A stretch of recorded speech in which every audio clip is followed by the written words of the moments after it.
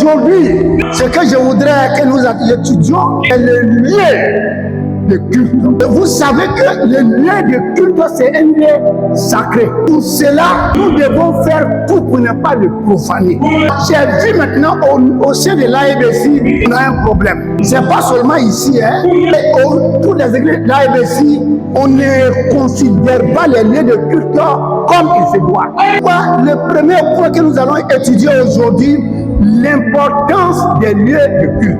Nous devons savoir quand nous arrivons à l'église, c'est un lieu sacré. Nous devons faire attention de nous comporter en face de ce lieu comme il se doit. Exode chapitre 20, quand Dieu devait venir parler aux enfants d'Israël, et il n'y avait pas encore de tabernacle, descendu sur la montagne de Sinaï. Il a dit au peuple de Dieu de préparer pendant 3 jours. Après le 3e jour, il doit se laver proprement. Il doit porter un habit propre pour venir à la rencontre de Dieu. Dieu est descendu sur la montagne de Sinaï. Et il y avait une distance qu'on devait garder entre la montagne et les hommes. Il a dit si quelqu'un touche la montagne, la personne doit mourir. Si un animal touche la montagne lui doit mourir. Pour montrer que où Dieu règne, où Dieu communique, c'est un lieu très saint. Après cela, il a construit le tabernacle. Quand il a construit le tabernacle, il a divisé en 3 parties. Les parvis. Tout le monde avait le droit d'entrer dans le champ.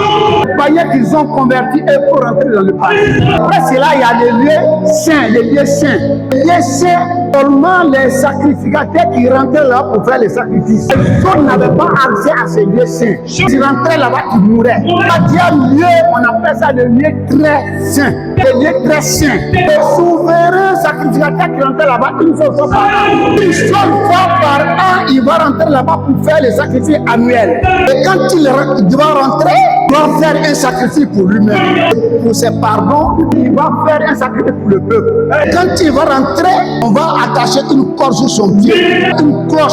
Et il va rentrer, l'autel est là, offrir le sacrifice sur l'autel. Et quand il va finir, et Dieu accepte le sacrifice, tout le monde reste en silence. Parce que le souverain sacrificateur va rentrer devant Dieu une seule fois par an. Et quand le sacrifice est accepté par Dieu, là-bas il va sonner la cloche. Quand il va sonner, les gens vont commencer à s'amuser. Le Seigneur a accepté le sacrifice. Il nous a pardonné. Tous les péchés que nous avons fait va sortir. Garde à lui le sacrificateur.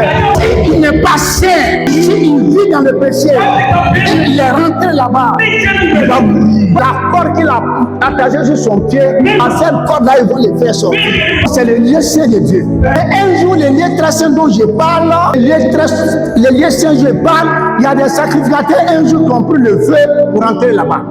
Parce que Dieu avait dit, le feu ne s'éteindra pas sur l'autel. Il y avait un autel là-bas, il y a toujours le feu qui est là. Avant d'aller, il faut mettre les bois, il faut mettre le feu. Quand ils viennent, c'est là ils vont prendre le feu pour allumer les sacrifices. On ne doit pas envoyer un feu étranger. Un jour, il y a 2 sacrificateurs qui ont pris un feu étranger pour aller allumer les sacrifices. Dieu ne les a pas pardonnés. Lévitique, le chapitre 10, versets 1 et 3. Au moment des sacrifices, le feu était sur l'autel.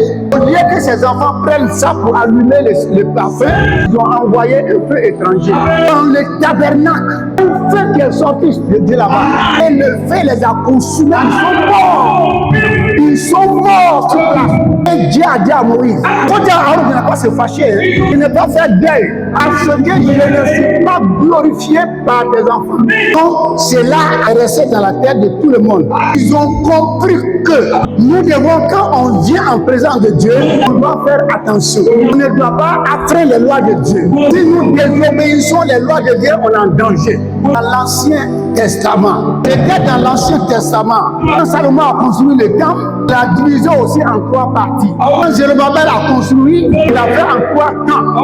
On entrait là-bas une seule fois par an. Un voile qui a séparé les deux. Quand Christ mourait sous la croix, le voile a déchiré. Wow.